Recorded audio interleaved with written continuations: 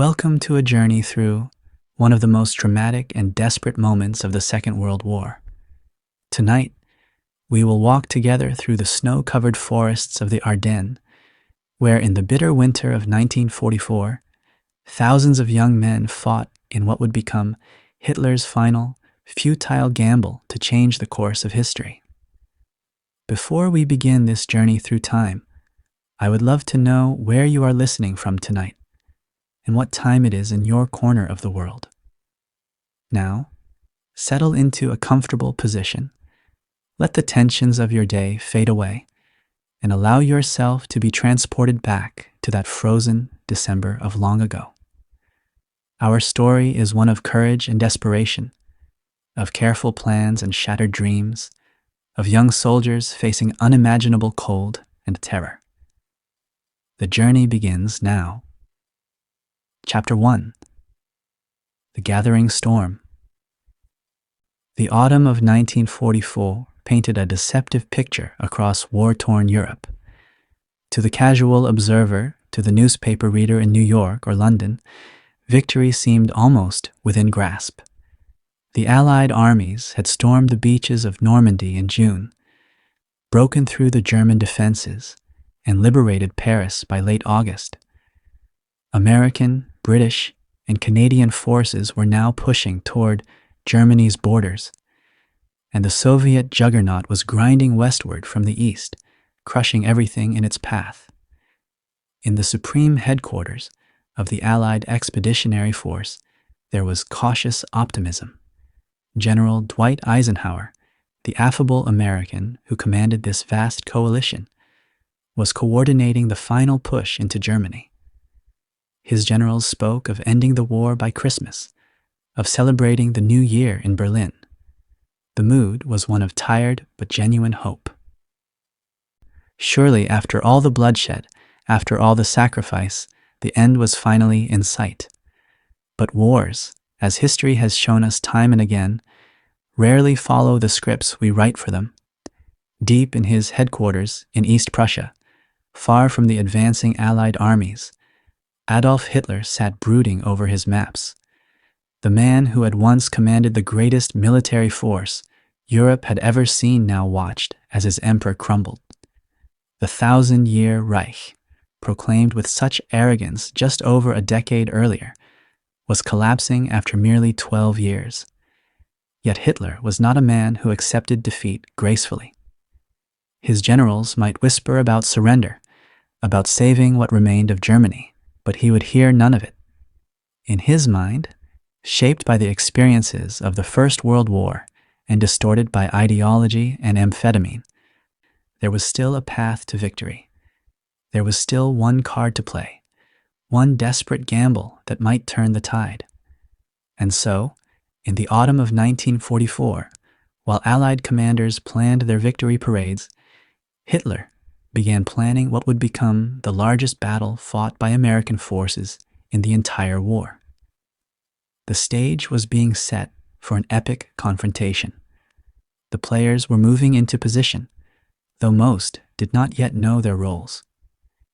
In the forests and villages of a quiet region called the Ardennes, where Belgium met Luxembourg and Germany, young American soldiers settled into what they thought would be a peaceful winter. They were so very wrong. Chapter 2. A desperate plan takes shape. The operation that Hitler envisioned was audacious to the point of madness, which perhaps explains why it almost worked. He called it Wacht am Rhein, Watch on the Rhine, a deliberately defensive-sounding name designed to fool Allied intelligence. But there was nothing defensive about Hitler's plan. It was a full-scale offensive, a massive assault designed to split the Allied armies in two and capture the vital port of Antwerp. The logic, in Hitler's mind at least, was sound. The Allied advance had outrun its supply lines. Fuel, ammunition, food, everything the armies needed had to travel hundreds of miles from the Normandy beaches. If German forces could reach Antwerp and capture or destroy this crucial port, the Allied advance would grind to a halt. Better yet, Hitler believed he could trap and destroy the British and Canadian armies in the north, forcing a negotiated peace in the west. Then, with the Western allies out of the war, Germany could turn all its remaining strength against the Soviet Union. It was, to put it mildly, fantastical thinking. Hitler's generals knew it, though few dared say so directly. Field Marshal Gerd von Rundstedt, commander of German forces in the West, called the plan an impossible task from the start. Model, Manteuffel, and other experienced commanders tried to propose more limited objectives, more realistic goals. They were overruled. Hitler would have his grand offensive, or nothing at all. Still, impossible or not, the plan began to take shape through the autumn months. In extraordinary secrecy, German forces began assembling in the forests east of the Ardennes. 3 armies, nearly 250,000 men, were slowly, quietly concentrated. Tanks and assault guns, precious fuel hoarded from reserves, artillery pieces and supplies, all were moved under cover of darkness and strict radio silence. Hitler had learned the value of surprise in his early victories, and he would use it one final time. The Ardennes was chosen for several reasons, all of them militarily sound. The region was heavily forested and hilly, poor tank country according to conventional wisdom. This meant the Allies defended it lightly, treating it as a quiet sector where exhausted units could rest and new arrivals could gain experience before being sent to more active fronts. The forest would also provide cover from Allied air power, at least initially. And there was a certain poetry to it all. The Germans had burst through these same forests in 1940, beginning their conquest of France. Perhaps they could do so again. Through November and into early December, the buildup continued. Young SS soldiers, Hitler's fanatical elite, were told they would win the war. Veteran Wehrmacht troops, knowing better but hoping nonetheless, prepared their equipment and said quiet prayers. Tank commanders studied maps of roads they would need to seize. Artillery officers calculated firing solutions. And all the while, just a few miles to the west, American soldiers sat in their positions, unaware of the storm about to break over them. Chapter 3. The Quiet Forest. December in the Ardennes was a study in gray and white. The trees, mostly evergreens, stood dark against the perpetual clouds. Snow fell intermittently, covering the ground in a blanket that muffled sound and made everything seem peaceful, almost serene. Villages with unpronounceable names dotted the landscape: Bastogne, St. Vith, Malmedy, places that would soon be written in blood into the history books. The American forces holding this sector were a mixed lot. Some units were veteran outfits, pulled back from heavy fighting for a well-earned rest. The 2nd Infantry Division, for instance, had seen brutal combat in Normandy and beyond. They were here to recover, to integrate replacements, to heal both body and spirit. Other units were brand new, fresh from training camps in the United States. Wide-eyed young men who had never heard a shot fired in anger. The 106th Infantry Division had only just arrived in Europe, and the Ardennes was to be their gentle introduction to combat. The sector was considered so quiet that it was jokingly called the Ghost Front. Officers caught up on paperwork. Men wrote letters home, speaking of the beautiful countryside and how peaceful everything seemed.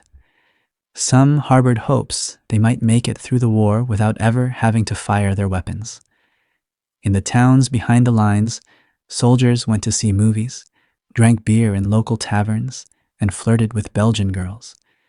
It all seemed so far from the war. There were signs, of course. There always are, if you know where to look. patrols reported increased activity on the German side. A few prisoners were captured, who spoke of new units arriving. Radio intercepts suggested something was happening, but these warnings got lost in the noise of 100 other intelligence reports. Everyone knew the Germans were beaten. Everyone knew they lacked the resources for a major offensive. The warnings were noted, filed, and largely forgotten. The weather, too, played its role in the coming drama. Early December brought clouds and fog, the kind of weather that grounded aircraft and reduced visibility to yards. For the Americans, with their overwhelming air superiority, this was merely an inconvenience. For the Germans planning an offensive, it was a godsend. Their tanks and troops could move without fear of Allied fighter bombers. Their preparations could continue unseen. Nature itself seemed to be conspiring with Hitler. In the villages and farmhouses that would soon become battlefields, Belgian civilians went about their lives. They had been liberated from German occupation in September, and the joy of freedom was still fresh. Some worked for the Americans, washing clothes or cooking meals. Children practiced their English with the soldiers, learning new words and getting chocolate in return. Old men sat in cafes and remembered the last time armies had fought through these forests in the previous war when they had been young. No one imagined it would happen again. Not here, not now. The date was December 15th, 1944, the last quiet day. Chapter 4. December 16th. The world explodes. The first shells fell at 5:30 in the morning, detonating in the pre-dawn darkness with flashes that turned night into hellish day. Along an 80-mile front, from Monschau in the north to Echternach in the south, nearly 2,000 German artillery pieces opened fire simultaneously. The sound was indescribable, a rolling thunder that seemed to shake the very earth, that could be heard miles away, that drowned out thought itself. American soldiers, many of them asleep in their foxholes or pillboxes, woke to find their world ending. Trees burst apart, sending deadly splinters flying in all directions. The ground heaved and shook. Communications lines were cut in the first minutes. Command posts, carefully marked on German maps, received special attention. The bombardment went on for an hour, then 90 minutes in some sectors, a sustained fury of high explosive and steel that left survivors dazed and bleeding. When the guns finally fell silent, the infantry came.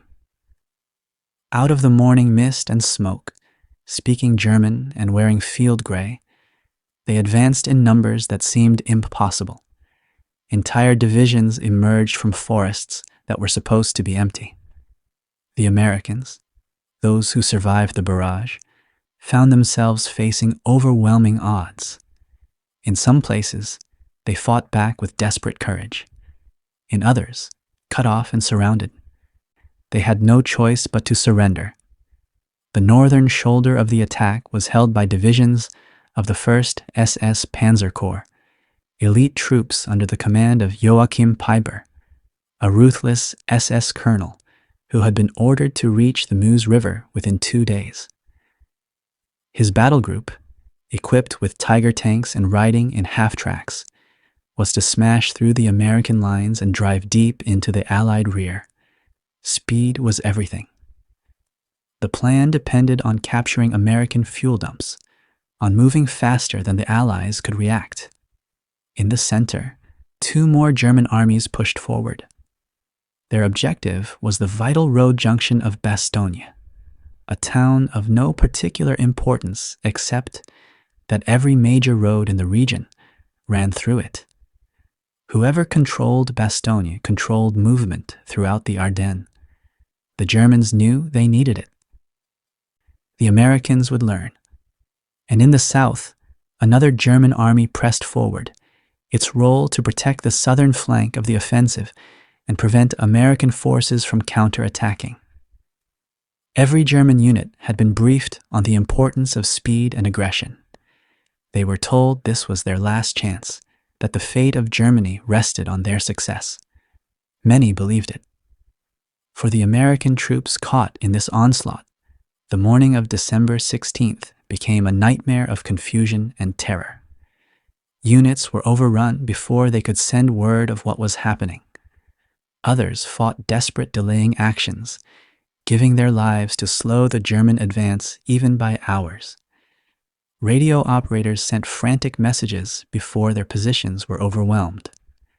Officers tried to make sense of contradictory reports, to understand the scope of what was happening. At the headquarters of the First Army in Belgium, the initial reports seemed almost impossible to believe. A major German attack? With what forces? Intelligence had assured everyone that the Germans were incapable of large-scale offensive operations. Surely this was just a limited spoiling attack, a desperate attempt to disrupt Allied preparations for their own offensive. The truth that Hitler had scraped together forces for one final, grand offensive seemed too incredible to accept. But as the day wore on, as more reports came in, as entire regiments went silent and staff officers studied their maps with growing horror, the reality became undeniable. This was no spoiling attack. This was a full-scale offensive, perhaps the largest the Germans had launched since 1940. And the American forces in the Ardennes, spread thin and caught completely by surprise, were in mortal danger. Chapter 5. Fog, Snow, and Terror.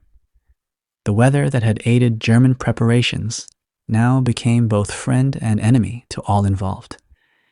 Heavy fog rolled through the valleys, reducing visibility to almost nothing.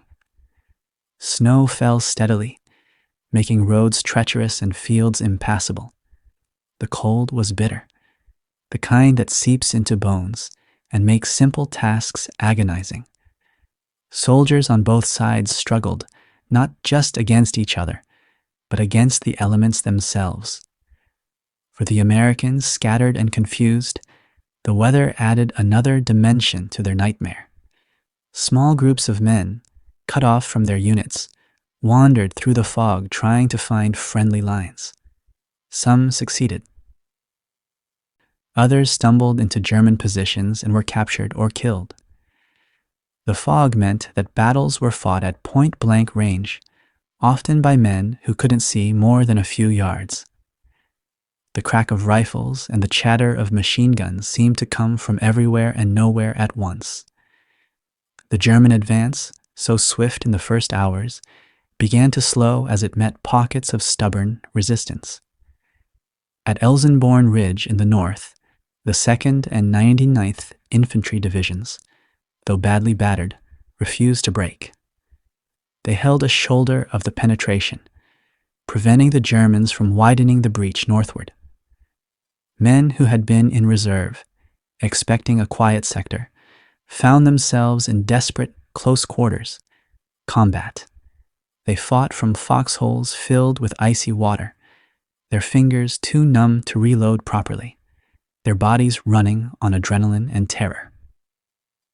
Further south, in the town of St. Vith, the newly arrived 106th Division found itself in impossible circumstances. 2 of its regiments were surrounded on a feature called the Schnee Eifel, a ridge that jutted into German-held territory. These young men, in combat for the first time, fought for several days in encirclement before ammunition and hope ran out. Thousands surrendered, the largest mass surrender of American forces in Europe during the entire war. But their resistance, futile as it seemed, bought precious time for other forces to organize defenses. The roads became clogged with contradictory traffic. American units trying to retreat or reposition met other American units moving forward to reinforce. The narrow forest roads, never designed for modern military traffic, became bottlenecks where columns ground to a halt. German commanders, already frustrated by the slower-than-planned advance, found their own roads equally clogged. Tanks broke down. Supply trucks fell behind. The carefully planned timetables began to slip. And always, there was the cold. Men on both sides suffered from exposure. Trench foot, where feet literally begin to rot from prolonged exposure to cold and wet, became epidemic. Soldiers learned to change their socks frequently, to keep moving, to huddle together for warmth. The wounded, lying in the snow, waiting for medics who might never come, faced death not from their injuries, but from freezing. This was a battle where the weather killed as surely as bullets. The Belgian and Luxembourgish civilians, caught in the battle zone, faced their own nightmare. Families who had celebrated liberation 3 months earlier now found themselves in the middle of a battlefield again. Some fled westward, joining streams of refugees clogging the roads.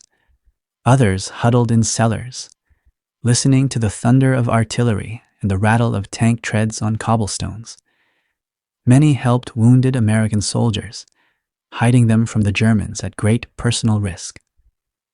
Acts of quiet courage happened every day, mostly unrecorded, as ordinary people tried to survive extraordinary circumstances. As night fell on December 16th, no one on either side truly understood the full scope of what was happening. The Germans knew their attack had achieved surprise, but were frustrated that they hadn't broken clean through. The Americans knew they were under heavy attack, but hadn't yet grasped that this was Hitler's last great gamble. And in the fog-shrouded forests and snowy fields of the Ardennes, thousands of young men settled into freezing foxholes, wondering if they would survive to see another dawn. Chapter 6.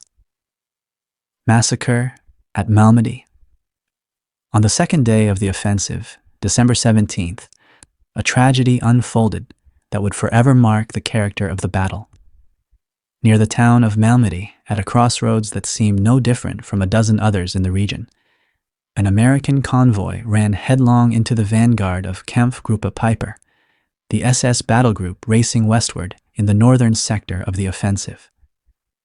The Americans were from Battery B of the 285th Field Artillery Observation Battalion, rear echelon troops who had no idea they were driving into a combat zone. Most were heading to Saint-Pont-de-Vith with equipment and supplies.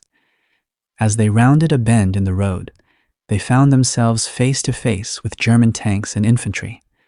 Resistance was impossible. They were lightly armed service troops confronting SS combat veterans. After a brief, one-sided exchange of fire, they surrendered.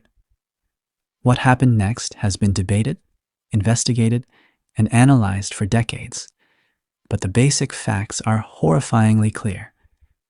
The American prisoners, perhaps 80 to 100 men, were herded into a field near the crossroads. There were some exchanges between guards and prisoners, some attempts at communication. Then, without warning or apparent reason, the Germans opened fire with machine guns. The snow-covered field erupted in chaos. Men fell, crying out, trying to run, trying to find cover where there was none. Some fell and played dead, lying in the snow while bullets whipped over them. Others made it to the edge of the field, into a small cafe or nearby woods, before being hunted down. The firing went on for minutes that must have seemed like hours to those experiencing it. When it finally stopped, the field was littered with bodies. But the horror wasn't over. Some of the wounded were moving, groaning, calling for help. German soldiers walked among the bodies, firing single shots into anyone who showed signs of life. It was methodical, cold-blooded murder. Of the prisoners who had been in that field, only about 40 survived, most by playing dead for hours in the freezing snow, waiting until the Germans moved on before crawling to safety. The survivors reached American lines later that day and the next, bringing with them accounts of what had happened. Word spread through the American forces like wildfire. The Malmedy Massacre, as it came to be known, changed the nature of the battle. American soldiers who might have been inclined to surrender when overwhelmed now fought to the death. They knew what capture by the SS might mean. The battle, already desperate, became even more savage. For Joachim Peiper and his battle group, the massacre was both a moral catastrophe and a tactical mistake. They had murdered prisoners in violation of all laws of war, a crime for which many would later face trial. But they had also hardened American resolve and marked themselves as an enemy to be destroyed without mercy. As Kampfgruppe Peiper pushed deeper into American-held territory, it found resistance stiffening. Every roadblock, every blown bridge, every small group of American soldiers cost precious time. The massacre also had a broader effect on the battle. American commanders, receiving reports of the atrocity, became even more determined that this German offensive must be stopped, that these forces must be destroyed. There would be no negotiated settlement, no accepting a partial German success. The Battle of the Bulge had become personal. In the years after the war, Peiper and dozens of his men were tried for war crimes. Some were executed, others imprisoned, though many sentences were later reduced. Peiper himself served 12 years in prison. The massacre remained controversial, with debates about exactly who ordered the killing and whether Peiper was directly responsible. But for the men who died in that frozen field, and for those who survived, there was no controversy. They knew what they had witnessed. The crossroads near Malmedy is marked today with a memorial. Visitors can stand where the prisoners stood, can see the field where they died. The snow still falls in winter, covering the ground in white. It looks peaceful now, but those who know the history can almost hear the echoes of machine gun fire, can almost see the shapes of men falling in the snow, can almost feel the terror of that December afternoon when war revealed its most monstrous face. Chapter 7. Bastogne, the encircled town. While the massacre unfolded near Malmedy and German forces pushed westward across a broad front, one location was rapidly becoming the key to the entire battle. The town of Bastogne, sitting at the center of the bulge the Germans were creating in Allied lines, was nothing special to look at. It was a market town of about 4,000 people, with a central square, a few shops, and the kind of quiet charm typical of Belgian communities. But Bastogne had one feature that made it invaluable: roads. 7 major roads converged on Bastogne, radiating outward like spokes from a wheel. Any army trying to move through the Ardennes would find its movement either facilitated or hindered by control of this town.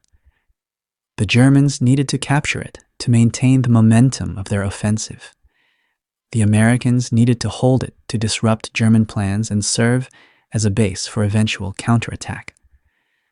Both sides recognized its importance, and a race developed to see who would get there in strength first.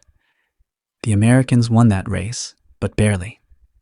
On December 18th, as German forces closed in from 3 sides, the 101st Airborne Division rolled into Bastogne. These were the famed paratroopers who had jumped into Normandy on D-Day, veterans of Operation Market Garden, tough and experienced soldiers. They were supposed to be in reserve, resting in France, but the crisis in the Ardennes had brought them forward at full speed. They arrived just in time. With them came elements of other units: armored divisions, artillery battalions, engineers, whoever could be scraped together and rushed forward. The commander of the defense was Brigadier General Anthony McAuliffe, the 101st's acting commander. He was a gruff, competent officer who had seen enough combat to know both the danger they faced and the importance of holding firm. He set about organizing the defense with quiet determination. By December 20th, Bastogne was surrounded. German forces had pushed past it on all sides, continuing their drive westward, but they had left strong forces behind to capture the town. The situation for the defenders was grim. They were outnumbered, outgunned, and cut off from supply. Winter weather kept the air forces grounded, so there would be no help from above. The men dug in around the town's perimeter and prepared for the worst. The German siege was methodical and brutal. Artillery pounded the town and its defenses day and night. Infantry probes tested the American lines, looking for weak points. Tanks rumbled forward in attacks that were beaten back at heavy cost to both sides. The Americans fought from foxholes in frozen ground, from hastily fortified buildings on the edge of town, from any position they could hold. Ammunition ran low. Food supplies dwindled. The wounded piled up in the town's cellars, tended by medics who were running out of supplies. On December 22nd, as the situation grew desperate, German officers approached the American lines under a flag of truce. They carried a formal surrender demand. The message, addressed to the American commander, noted the hopelessness of the situation and called for honorable surrender to avoid unnecessary bloodshed. It was delivered to McAuliffe at his command post. The general's response has become legendary. After reading the German demand, he said simply, "Nuts." When his staff pointed out that the Germans might not understand American slang, McAuliffe agreed to clarify, and his written response became one of the most famous messages in military history. To the German commander, he wrote, "Nuts." The German officers, confused by this response, were told in clear terms that it meant no. The Americans would not surrender. They should go to hell, and the fighting would continue. That same day, the weather began to clear. On December 23rd, for the first time since the offensive began, the sun broke through the clouds. American transport planes appeared overhead, dropping supplies by parachute to the beleaguered garrison. Food, ammunition, medical supplies, even Christmas packages from home drifted down on multicolored parachutes. The defenders of Bastogne, who had been wondering if they were forgotten, felt their spirits lift. They were not alone. Help was coming. Inside the encircled town, soldiers and civilians shared the misery and danger. Belgian families opened their cellars to wounded Americans. Local women helped the medics, bringing what little food and supplies they had. Children huddled in corners, trying not to cry as shells exploded nearby. Through it all, the defenders held. Every German attack was thrown back. Every attempt to break into the town was defeated. The Americans at Bastogne were surrounded, but they were far from beaten. The siege would continue for days more, but the defenders had passed their greatest test. They had held when it seemed impossible, had refused to surrender when it would have been understandable. Bastogne was becoming a symbol, a point of pride, proof that the German offensive could be stopped. All they had to do now was survive long enough for relief to arrive. Chapter 8. Hitler's Gamble unfolds. Far from the frozen forests and desperate fighting, in his headquarters complex, Adolf Hitler followed the progress of his offensive with manic intensity. For the first days, the news had been good. Surprise had been achieved. The Americans were reeling. German forces were advancing. The Führer, who had conceived this operation against the advice of his generals, seemed vindicated. But as the days passed, reports from the front began to paint a more complicated picture. Yes, the initial breakthrough had succeeded. Yes, the Americans had been caught off guard. But the advance was not proceeding according to schedule. Resistance was stiffening. Key objectives remained uncaptured. And most critically, the Germans were running short of fuel. The fuel situation was perhaps the greatest flaw in Hitler's plan. The German offensive had been launched with barely adequate supplies of gasoline and diesel. The entire operation depended on capturing American fuel dumps intact and using the enemy's own fuel to continue the advance. In the northern sector, Kampfgruppe Piper had been specifically directed to seize fuel depots. But the Americans, though surprised, were not paralyzed. They destroyed their fuel stocks before they could be captured. Piper's powerful battle group, with its Tiger tanks and mechanized infantry, began to run out of gas. Elsewhere along the front, other German units faced similar problems. Tanks that should have been racing toward the Meuse River sat immobile, out of fuel. Supply trucks, struggling along congested roads, fell further and further behind the advance. Commanders radioed desperate requests for fuel, for ammunition, for supplies. The responses came back. Nothing is available. You must make do with what you have. Hitler, receiving these reports, refused to accept that his grand design was failing. He dismissed the concerns of his generals as defeatism. He ordered the attacks to continue with greater vigor, as if willpower alone could overcome logistical realities. When subordinates suggested more limited objectives, or even a strategic withdrawal to save the forces that remained, he erupted in rage. There would be no retreat. The offensive must continue until Antwerp fell. The German commanders at the front knew better. Field Marshal Model, commanding Army Group B, could see the offensive losing momentum. The Meuse River, which should have been reached in days, remained tantalizingly out of reach. The weather was clearing, which meant Allied air power would soon enter the battle in force. American reinforcements were pouring into the battle zone from all directions. The window of opportunity, if it had ever truly existed, was closing rapidly. In the northern sector, Kampfgruppe Piper found itself in an increasingly desperate situation.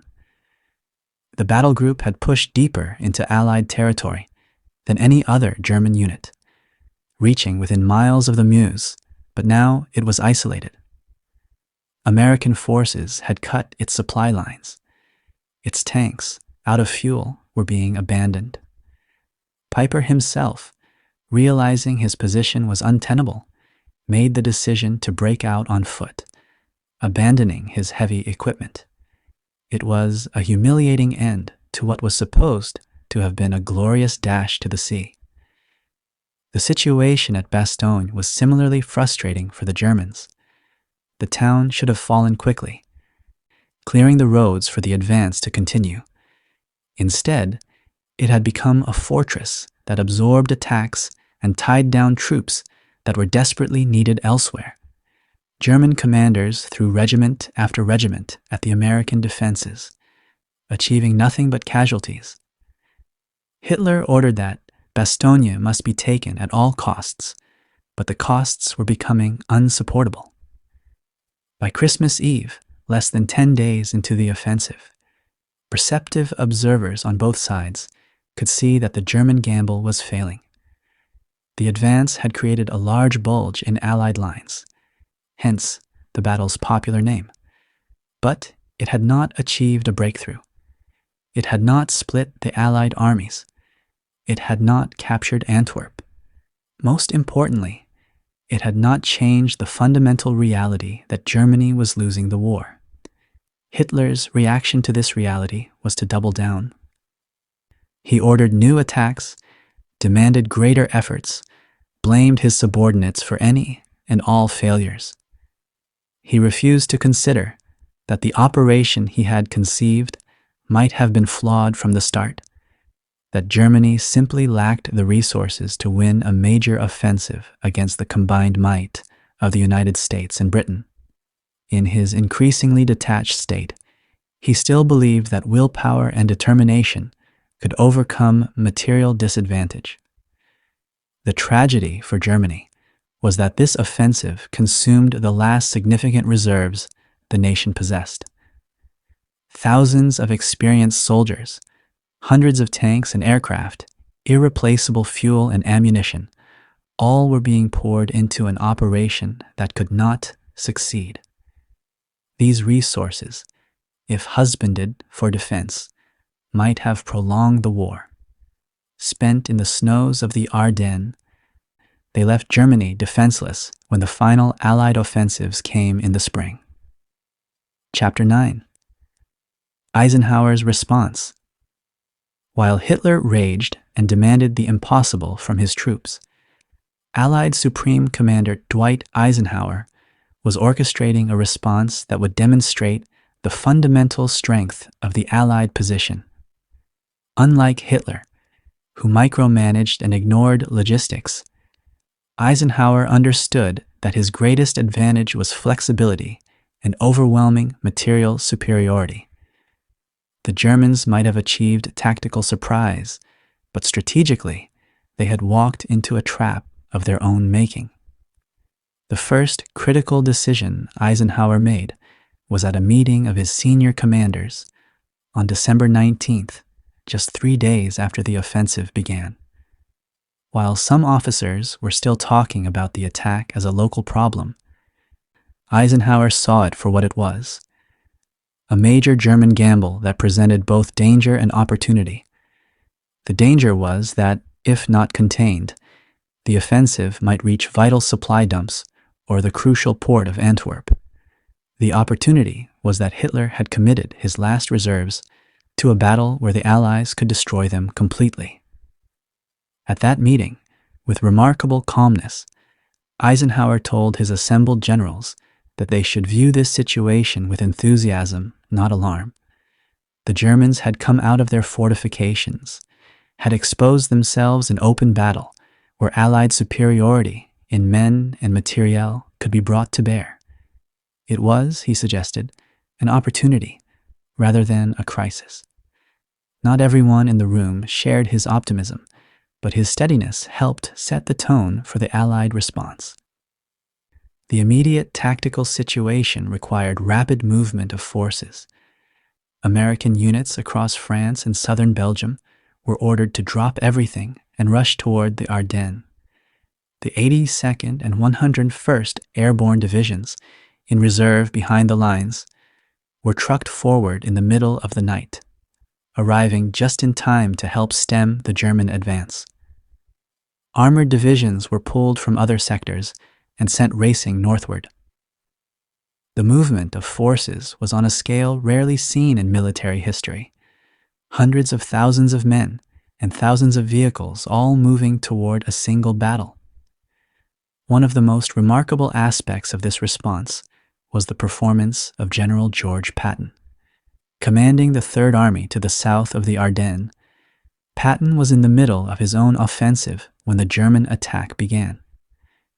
At the December 19th meeting, Eisenhower asked how quickly Patton could disengage from his current operations, turn 90 degrees north, and counterattack into the southern flank of the German penetration. Patton's answer, that he could attack in force within 3 days, was met with skepticism by other commanders. But Patton was not boasting. He had already anticipated the need and had set his staff to work on contingency plans. On December 22nd, exactly 3 days later, Patton's Third Army attacked northward. Despite winter weather, despite the chaos of battle, despite the difficulties of such a dramatic change in direction, Patton delivered on his promise. His forces struck the German southern flank with devastating effect, beginning the process of grinding down the offensive.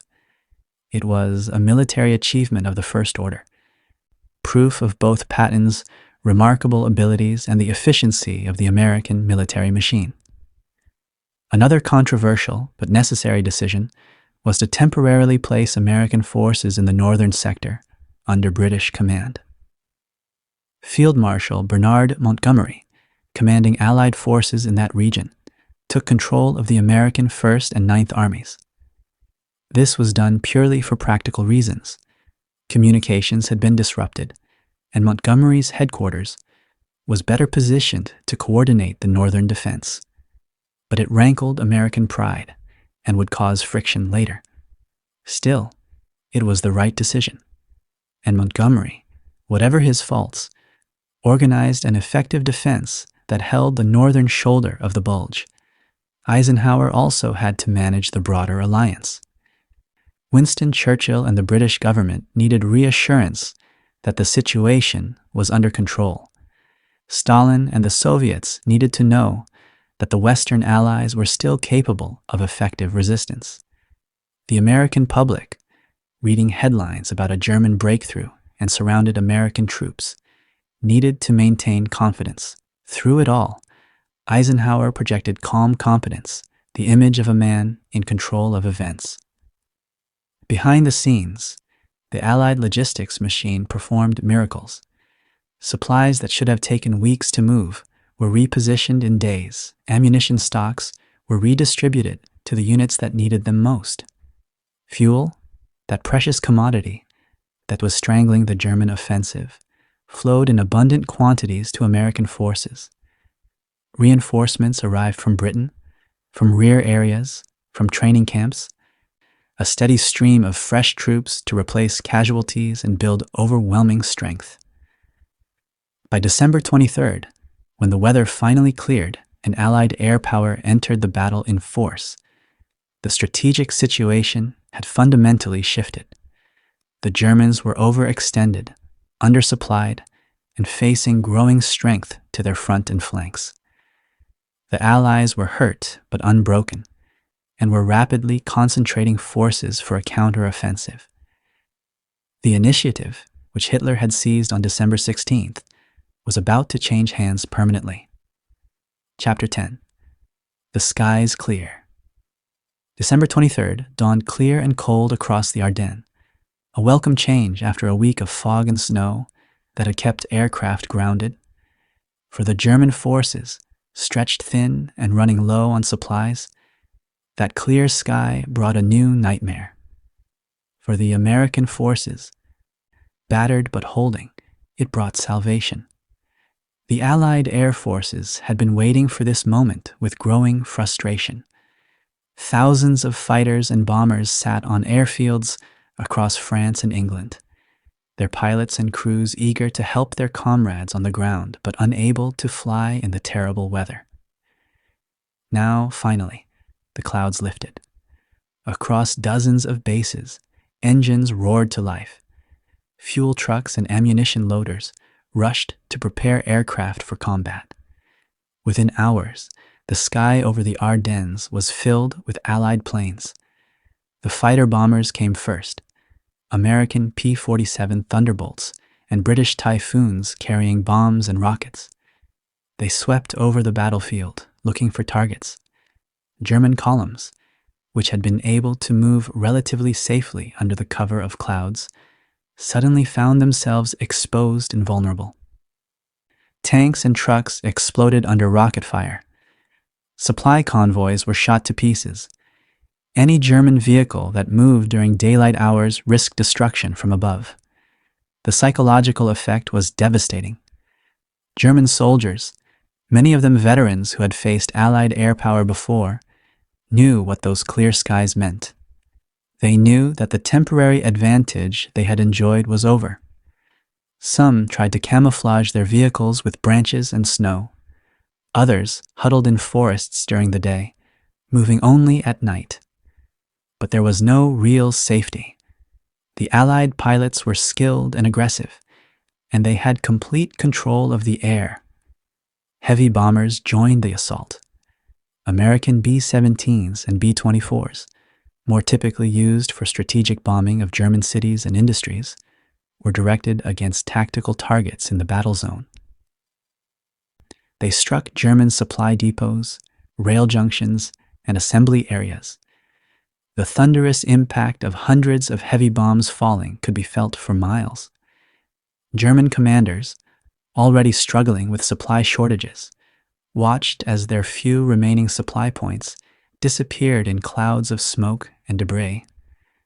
The transport planes, too, could finally operate safely. Over Bastogne, dozens of C-47 transports made supply drops to the surrounded garrison. Fighter escorts protected them from the few German aircraft that attempted to interfere.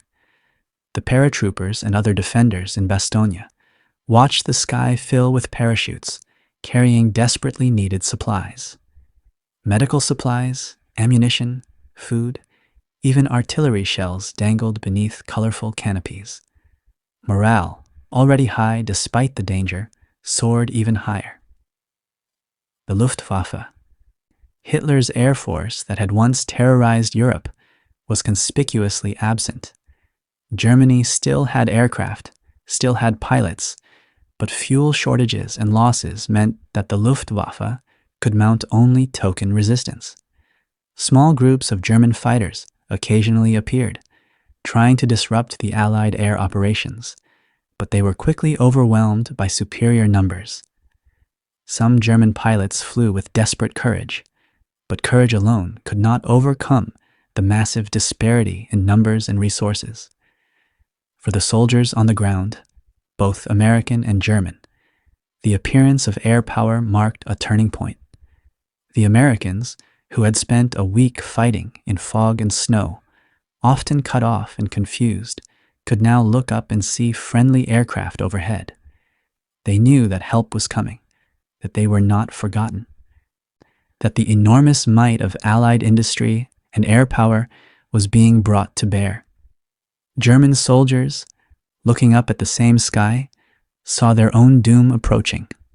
The clear weather also allowed reconnaissance aircraft to photograph the entire battlefield, giving Allied commanders a complete picture of German dispositions for the first time. Photo interpreters studied the images, marking German positions, counting vehicles, identifying unit insignia. This intelligence allowed for precise targeting of artillery and airstrikes, and helped commanders plan their counteroffensive. The fog of war, which had so favored the Germans in the opening days, was lifting literally and figuratively. On Christmas Eve, as families in America and Britain gathered for quiet celebrations despite the war, the air over the Ardennes was filled with the roar of engines and the crash of explosions. It was not a silent night, nor a holy one, but it marked the beginning of the end for Hitler's last gamble. The skies had cleared, and with them the path to Allied victory. Chapter 11. Relief of Bastogne. As December 26th dawned, the men of the 101st Airborne and their comrades in Bastogne had been surrounded for 6 days. They had beaten back repeated German attacks, had survived on dwindling supplies, had watched the sky fill with supply parachutes and friendly aircraft. But they were still encircled, still under constant artillery fire, still facing the very real possibility that the Germans might mount one final overwhelming assault. Then, from the south, they heard a sound that made hearts soar, the rumble of American tanks. George Patton's Third Army had been driving north for 4 days, fighting through German defenses, pushing toward Bastogne with single-minded determination. The lead elements were from the 4th Armored Division, experienced tankers who knew they were in a race against time. Behind them came infantry divisions, artillery battalions, supply trucks, an entire army corps pointed like a spear at the German lines around Bastogne. The breakthrough came near the village of Ardennes, a few miles south of the town. Lieutenant Colonel Creighton Abrams, commanding a task force of Sherman tanks and mechanized infantry, launched a direct assault on the German positions blocking the road. It was a hammer blow, delivered with speed and violence. German defenders, already worn down by days of combat and increasingly aware that the offensive was failing, could not hold. The American tanks smashed through, rolling over positions, crushing resistance. Inside Bastogne, the defenders heard the sound of battle approaching, closer and closer. Officers gathered to their radios, trying to make sense of conflicting reports. Could it really be? Was relief finally coming? Then, at around 4:45 in the afternoon, the first American tanks appeared on the southern edge of town. Patton's forces had broken through. The siege was over. The scene that followed was one of pure emotion. Paratroopers, who had fought for a week in impossible conditions, climbed onto the Sherman tanks, shaking hands with their rescuers, sharing cigarettes and stories. Officers who had maintained iron control of their emotions throughout the siege allowed themselves brief smiles. Medics immediately began coordinating the evacuation of the most seriously wounded. Supply officers inventoried what had arrived and what was still desperately needed.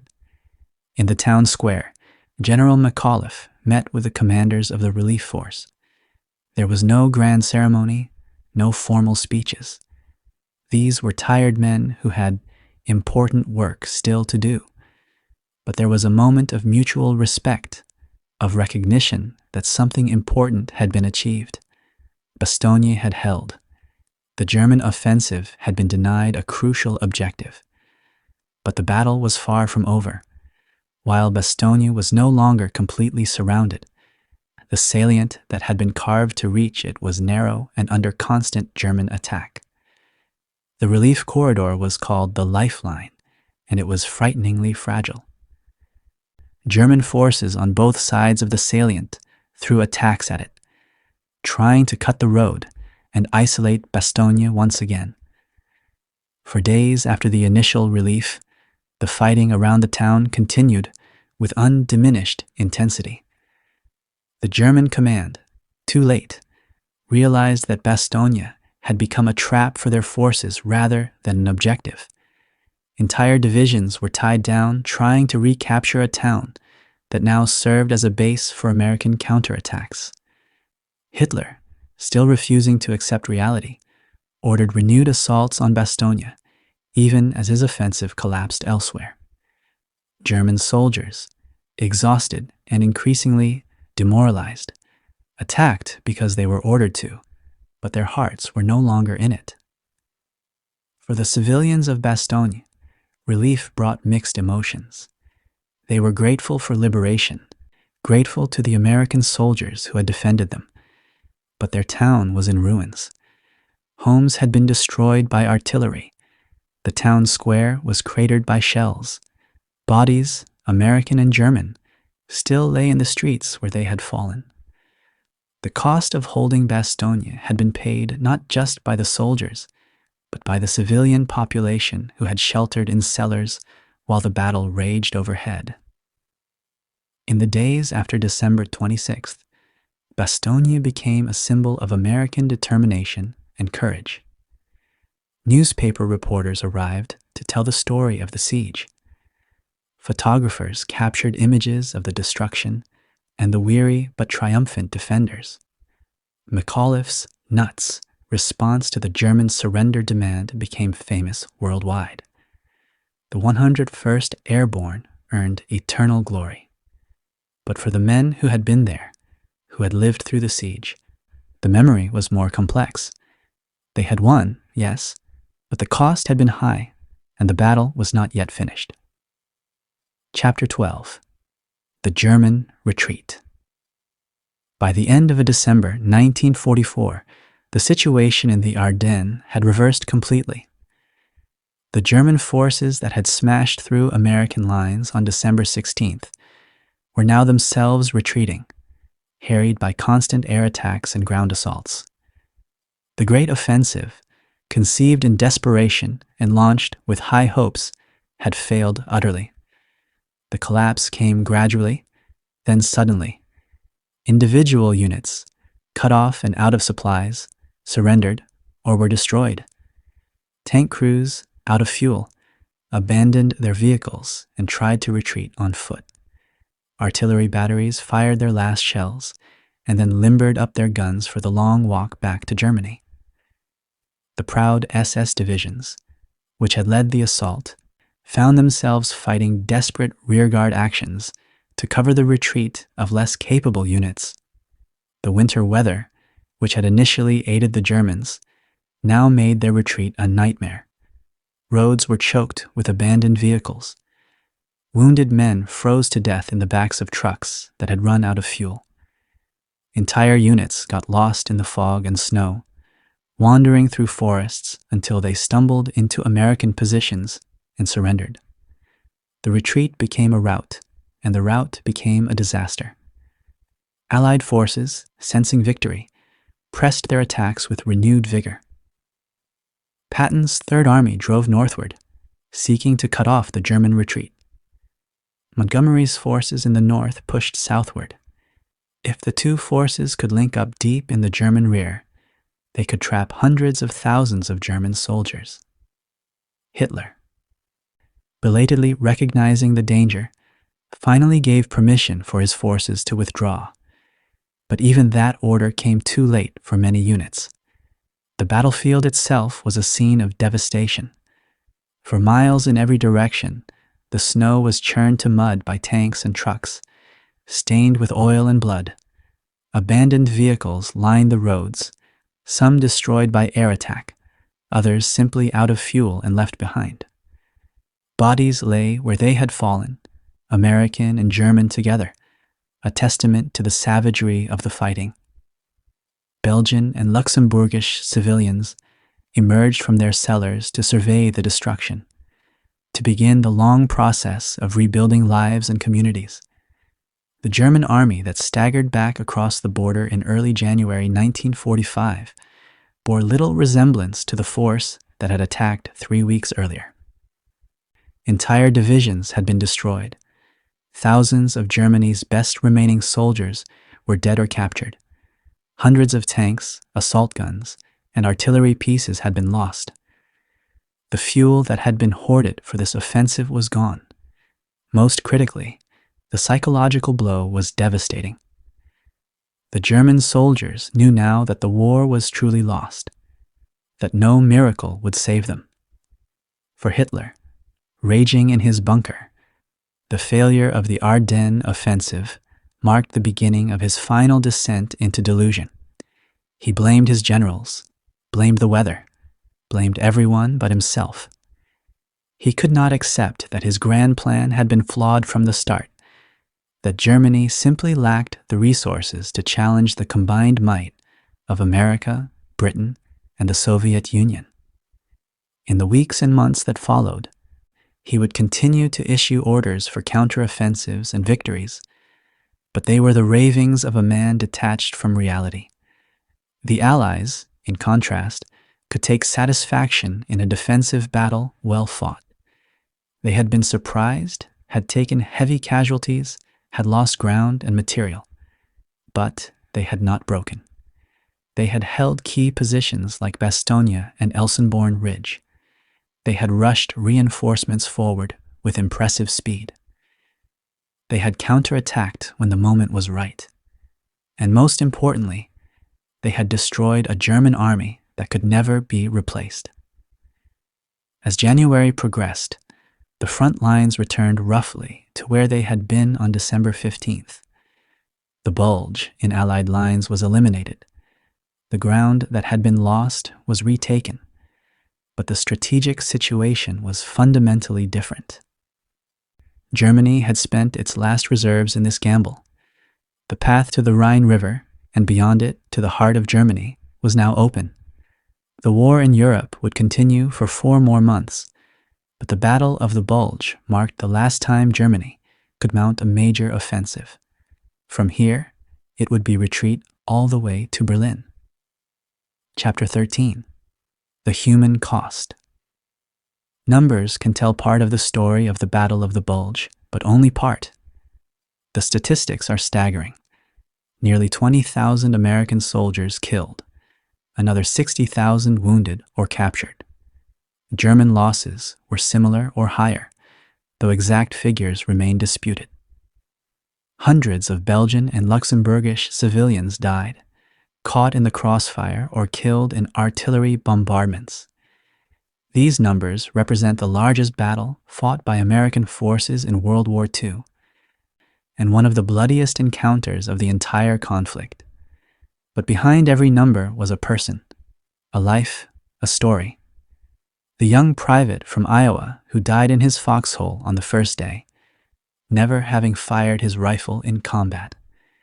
The tank commander from Brooklyn who burned to death when his Sherman was hit by an anti-tank round. The SS officer who was killed by a shell while ordering his men to attack. The Belgian mother who died shielding her children from shrapnel. Each death was a universe of loss, a future erased, potential unrealized. The wounded faced their own particular hell. Military medicine had advanced considerably by 1944, and many men who would have died in previous wars survived thanks to improved surgical techniques and the widespread use of antibiotics. But the conditions in the Ardennes were brutal. Men lay wounded in the snow for hours or days before medics could reach them. Aid stations were overwhelmed with casualties. Surgeons worked by lamplight in freezing buildings, amputating limbs damaged beyond repair by frostbite or trauma. The screams of wounded men became a constant background noise in the battle zone. For those captured, the ordeal was far from over. American prisoners, particularly those taken in the first days of the offensive, faced long marches eastward toward POW camps in Germany. They walked through winter storms, many without proper clothing, living on minimal rations. German guards, themselves often hungry and cold, had little sympathy for their prisoners. Some Americans died on these marches, their bodies left by the roadside. Those who reached the camps found conditions barely better, with overcrowding, inadequate food, and disease. The psychological wounds were perhaps the most insidious. Men who survived the battle often returned home carrying invisible scars. They woke screaming from nightmares of artillery barrages and hand-to-hand combat. They flinched at loud noises. They struggled to connect with family members who could never fully understand what they had experienced. In 1944, this was not called post-traumatic stress disorder. It was battle fatigue or shell shock, but the suffering was the same. Many veterans of the Bulge would struggle with these wounds for the rest of their lives. The Belgian civilians caught in the battle zone faced their own trauma. Communities that had celebrated liberation in September 1944 found themselves occupied by German forces again for weeks. Some faced reprisals for having helped the Americans. Women were assaulted. Property was looted or destroyed. When the Germans finally retreated, leaving behind a devastated landscape, the civilians had to somehow pick up the pieces and rebuild their lives. Many would never fully recover from the experience. There were also stories of extraordinary human kindness amidst the horror. Medics on both sides sometimes treated enemy wounded. Civilians risked their lives to hide American soldiers. Soldiers shared their meager rations with hungry children. Small acts of humanity that stand out against the darkness of war. Reminders that even in the worst circumstances, people can choose compassion. The families of those who died faced their own journey of grief. Telegrams arrived at homes across America. The War Department regrets to inform you. Mothers collapsed upon reading those words. Fathers tried to be strong while their world crumbled. Siblings lost brothers they had expected to see again. Fiancées became widows before they could become brides. The grief rippled outward, touching entire communities, leaving holes that could never be filled. For the survivors, Returning home brought mixed emotions. There was relief at having survived, joy at seeing loved ones again. But there was also guilt. Why had they lived when so many others died? There was alienation. How could they explain what they had seen and done to people who hadn't been there? There was the simple difficulty of readjusting to civilian life after experiencing the intensity of combat. Many veterans of the Bulge would say that a part of them never left those frozen forests, that they remained there with their fallen comrades. The Battle of the Bulge left scars on the landscape as well as on people. The forests were torn apart by shell fire and burned by combat. Buildings lay in ruins. Fields were cratered and littered with unexploded ordnance. It would take years for the region to recover physically, and some wounds never fully healed. Even today, farmers occasionally uncover shells or bones from the battle, stark reminders of that terrible winter. Chapter 14. Hitler's final illusion. Shattered. In his headquarters, far from the frozen battlefield where his offensive was collapsing, Adolf Hitler faced a reality he had spent years avoiding. Germany had lost the war. The Ardennes offensive, his last great gamble, had failed completely. The armies he had assembled at such cost were shattered. The fuel and ammunition that might have prolonged Germany's defense were wasted. The path to Berlin lay open to the Allied armies. Hitler's reaction to this failure was characteristic of the man he had become. He did not accept responsibility for the flawed plan, did not acknowledge that his strategic vision had been fantastical. Instead, he blamed his generals for lacking sufficient will and determination. He blamed the weather for not remaining cloudy long enough. He blamed his soldiers for not fighting hard enough. Anyone and anything but himself. In the weeks following the battle, Hitler's disconnection from reality became even more pronounced. He continued to order counter-offensives and grand maneuvers, moving pins on maps to represent armies that no longer existed. His generals, those who remained, had largely given up arguing with him. They nodded, agreed, and then did what they could to salvage what remained of their forces. Some began making plans for their own survival after the inevitable end. The strategic cost of the Ardennes offensive was catastrophic for Germany. The forces spent in the attack had been Germany's last significant mobile reserve. When the Soviet Union launched its massive winter offensive in January 1945, Germany had almost nothing left to stop it.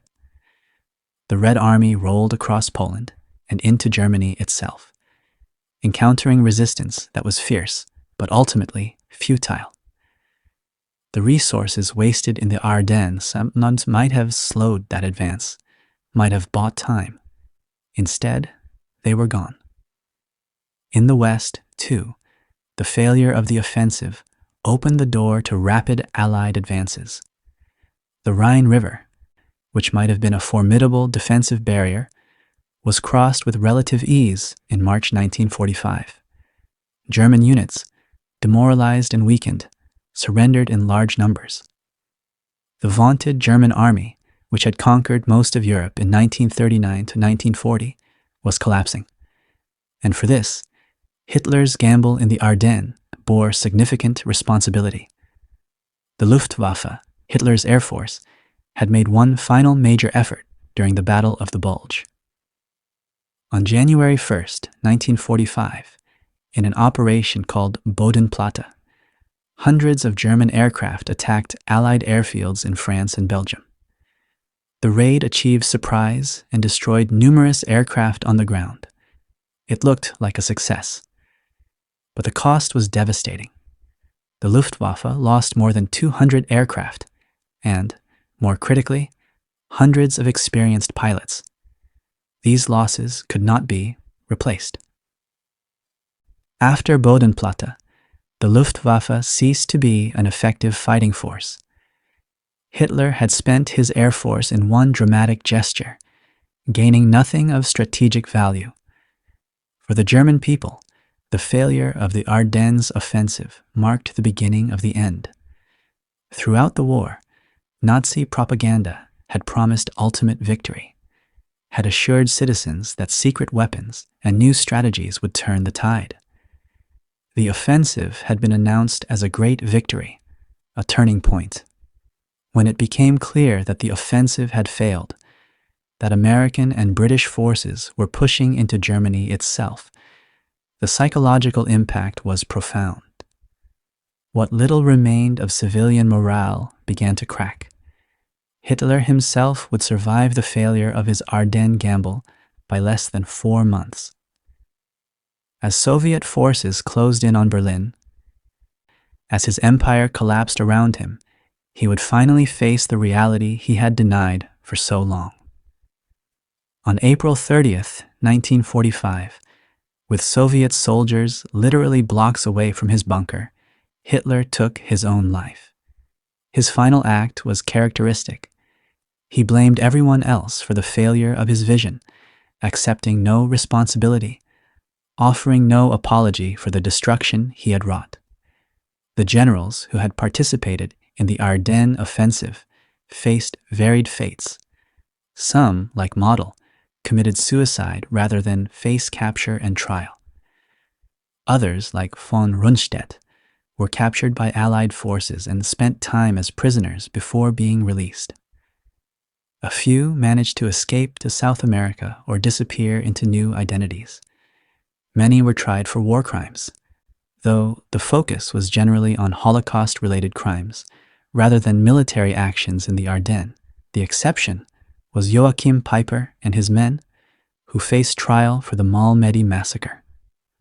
For the German soldiers who survived the battle and the war, the Ardennes represented a particularly bitter memory. They had been told this was their last chance for victory, had been promised that success would turn the tide of the war. They had fought in terrible conditions, had watched comrades die in the snow, had endured cold and hunger and constant danger, and it had all been for nothing. The offensive had failed, Germany had lost, and they had to live with the knowledge that their suffering had been in service of a doomed cause. Chapter 15. Legacy of the Bulge. The Battle of the Bulge officially ended on January 25th, 1945, when American forces eliminated the last German positions west of the original front lines. The Bulge that had given the battle its popular name was erased, but the impact of those 6 weeks of savage fighting would echo through history. In purely military terms, the battle was a decisive Allied victory. Hitler's last gamble had failed completely. The German army had been dealt a blow from which it could not recover. The offensive had not split the Allied armies, had not captured Antwerp, had not forced a negotiated peace. Instead, it had spent Germany's last reserves to no purpose. The path to Berlin was now open, and the end of the war in Europe was a matter of when, not if. For the American army, the Battle of the Bulge became a source of pride, despite the initial setbacks. The soldiers, who had been surprised and overwhelmed on December 16th, had rallied and fought back with determination and courage. Bastogne became a symbol of American resilience. The rapid movement of reinforcements demonstrated organizational excellence. The counter-offensive showed strategic flexibility.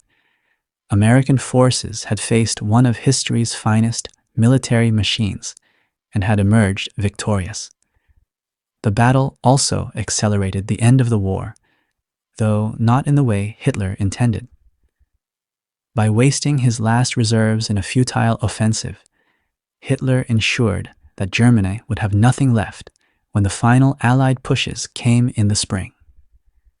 The Rhine crossings in March, the drive across Germany in April, the link-up with Soviet forces, all happened more quickly than they might have because German defensive strength had been squandered in the Ardennes.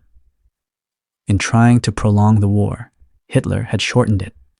For veterans of the battle, their experiences in the Ardennes became defining moments of their lives. Men who fought there would gather for reunions decades later, still bound by the shared experience of that terrible winter. They told stories to their children and grandchildren, though often they left out the worst parts, the details too painful to share. Many carried physical reminders, scars, missing limbs, chronic pain from old wounds. All carried psychological scars that never fully healed. The battlefield itself became hallowed ground. In the years after the war, the forests of the Ardennes were cleared of debris and unexploded ordnance. Memorials were erected to honor those who had fought and died. The American Military Cemetery at Henri-Chapelle in Belgium holds the graves of thousands who fell in the battle. Bastogne became a pilgrimage site, with monuments to the 101st Airborne and other units who fought there. The Marhedasson Memorial, a star-shaped structure overlooking the town, commemorates American sacrifices. The civilians of the Ardennes region rebuilt their communities, but they did not forget.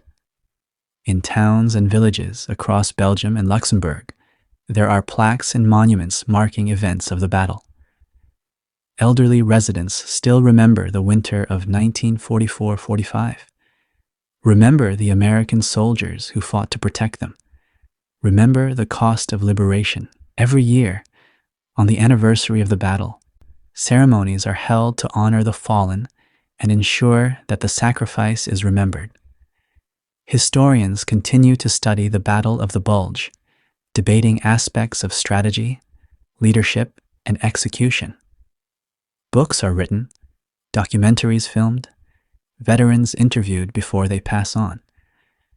The battle serves as a case study in military academies around the world, teaching lessons about surprise, logistics, weather, morale, and the fog of war. Each new generation of military leaders learns from what happened in the Ardennes that winter. The battle also entered popular culture. Films like Battle of the Bulge, though historically inaccurate in many ways, brought the story to wide audiences. Novels used it as a setting.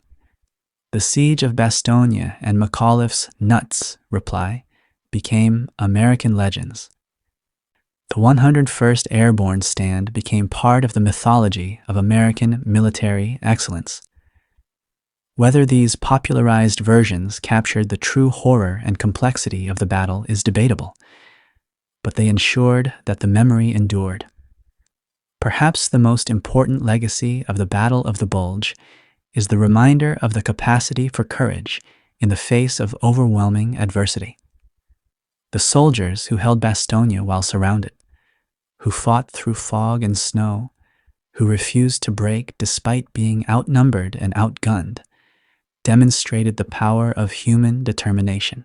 The civilians who sheltered wounded soldiers at risk to themselves, who shared their meager food with hungry troops, who maintained their humanity in the midst of inhumanity, showed that compassion survives even in war. As our journey through the Battle of the Bulge comes to an end, we find ourselves back in the present, but perhaps changed by what we have witnessed. We have walked through the snow alongside young soldiers, have felt the terror of artillery bombardment, have experienced the elation of relief and the sorrow of loss.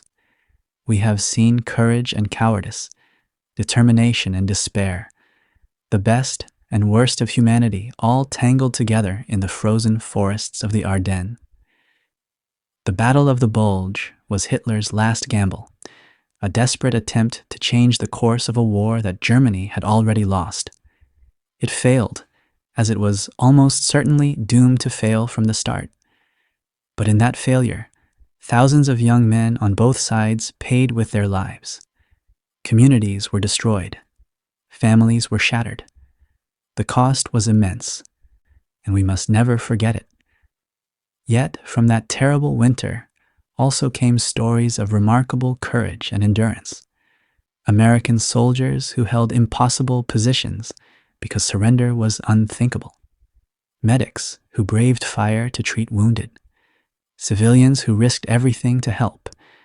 Officers who made difficult decisions with incomplete information. These stories remind us that even in humanity's darkest moments, there is light. The men who fought in the Battle of the Bulge are mostly gone now. Time has claimed nearly all of them, but their legacy remains.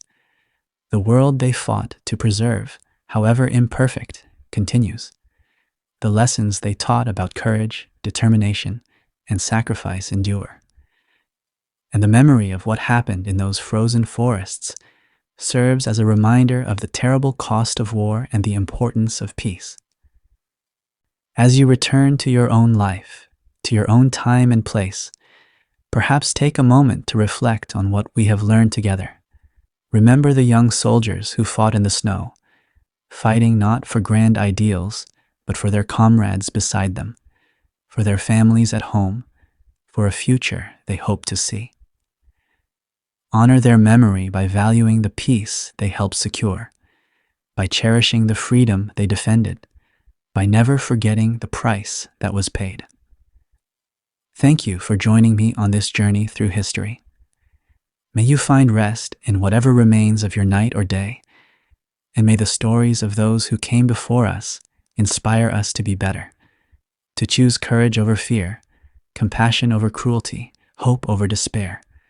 Until we meet again, take care of yourselves, and remember always those who gave everything in the frozen forests of the Ardennes.